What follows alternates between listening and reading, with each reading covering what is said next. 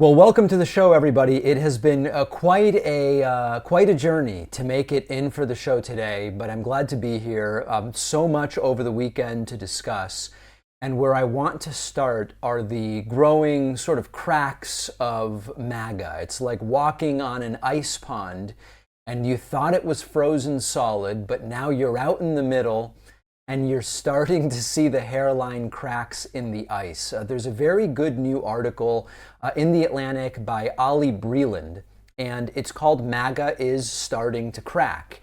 If you've been watching this channel for a while, you know that this is exactly what we've been predicting since the election of Donald Trump in November of last year, where the MAGA coalition, which seemed like this unbreakable monolith of right-wing unity, we expected to start showing some fractures when the campaign ended and when the supposed governance would start. Whether there's really governance happening or just kind of flailing around in the dark is a different question, but the supposed governance would start. And it is fascinating to watch, not just because it's very quickly becoming a political train wreck, but because my hope is that there will be some lessons in here for the left. If the left cannot learn from what's going on here, then sort of like, what the hell are we doing, in a sense? So here's the deal. Trump's back in the White House.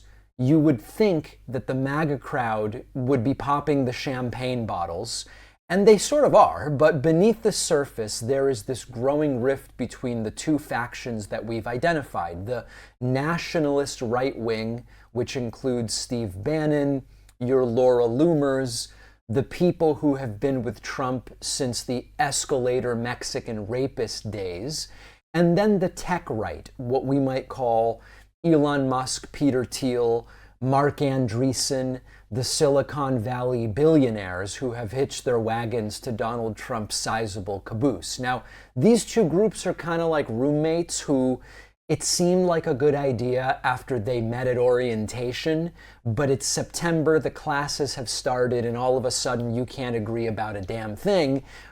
Who uses the freezer and whatever else. So on one side, you've got the nationalist right that wants to slam the door on immigration. They don't like H-1B visas. They want to prioritize American-born families. They love the deportation raids. The crueler, the better. And they want to sort of turn the clock back to some mythical pre-internet era of prosperity. Now, on the other side, you've got the tech right. And they want a deregulated economy. They want a steady flow of immigrant labor to keep their companies running. They have this futuristic, globally connected world in mind, and these are two visions that don't exactly mesh. Now, I'm only going to mention this, I'm not going to go into it now, but this does point to the broken nature of the left-right spectrum. This is something I'm going to be saying more about in the future. You know, in some sense, Milton Friedman, the Jewish capitalist economist, and Hitler were both considered right-wing.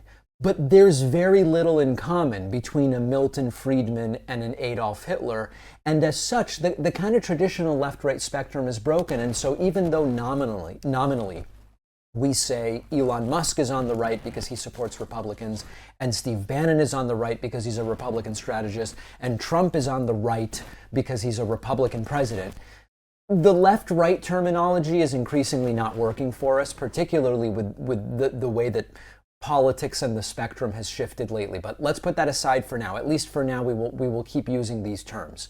The cracks are showing within the right. You look at Donald Trump's pick of Sriram Krishnan, this Silicon Valley venture capitalist, as an AI advisor. That infuriated a whole bunch of people, including people like Laura Loomer, who are in the "we need Americans in charge" sort of ideology, even though Krishnan is American. And then you've got Elon Musk, who is saying, no, this is exactly who we need, and he's going to push for H-1B visas and all of this other stuff. And meanwhile, Steve Bannon says Musk is evil and they've got to get him out of Trump's inner circle, which may be happening, as there are rumors that Elon was recently told, you're not going to have your office in the West Wing. We're going to put you across the street. So the cracks are there. Now, here's the thing. During the campaign, these groups could kind of paper over their differences because there was a very clear common enemy: the left, the woke mob, the DEI, whatever. They've now won.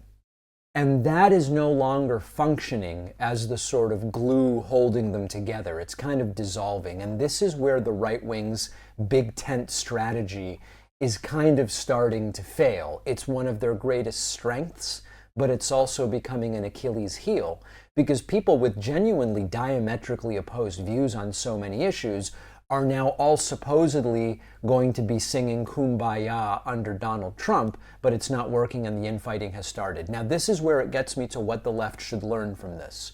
First of all, the right's ability to build a coalition, even with these wildly different factions, is something the left should study.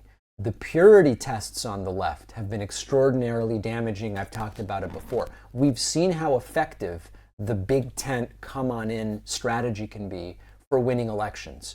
But second, and maybe more importantly, the left needs to figure out how to stay united after you win. Because we are seeing that they figured out a way to win, but now they are cracking. And the first step is we've got to get some wins again. But then how do you keep the coalition together and actually accomplish some stuff rather than squabbling over policy while the other side comes back, regroups, and gets stronger? Now, here's the thing. When Biden won, they immediately went to work, building media ecosystems, coalitions, and so on. And now they came back and won everything. They're having trouble governing, but they did come back and win everything. The takeaway should be, we need to do what they did in terms of we don't take 2 or 4 years off now, we actually get to work. That part we should learn from and do. But also keep in mind that you don't want the coalition you build to end up turning on itself and making it so you can't accomplish a damn thing. Now, that remains to be seen with Trump. Does he accomplish anything? If we don't learn from this, we are going to be stuck watching the other side implode while we're figuring out how to get our act together, and we can't actually get any substantive wins out of it. So let me know what you think. Tell me what you think about these cracks. And we do have to talk about another important term. That term is impeachment. Did you know that Americans use over 20 billion K-cups every year, the little plastic cups that go in Keurig machines? That is more than 50 million single-serve plastic K-cups going to landfills daily. It's a big issue. And that's why I'm very excited to share the solution. Cambio Roasters. Our sponsor, Cambio Roasters, offers the world's only patented K-cup made from recyclable aluminum instead of plastic. These aluminum cups for your Keurig are disposable, like the plastic K-cups you're used to, but you'll be saving so much plastic. And the best part is it costs the same as the regular ones, won't cost you anything extra, plus your coffee will taste better. Plastic K-cups are porous. They let oxygen seep in and degrade coffee. By the time you brew it, the coffee is stale. Aluminum, on the other hand, is completely impervious to oxygen. It locks in freshness until you brew, and you can really taste the difference. Cambio uses 100% organic, small farm-sourced Arabica coffee from all around the world. They share 20% of profits with 10,000 coffee farming families, ensuring 60,000 fewer people go hungry each year. Stop wasting plastic and enjoy better coffee. Go to cambioroasters.com and use the code PACMAN to get 25% off any 10-pod box or larger. The link is in the description.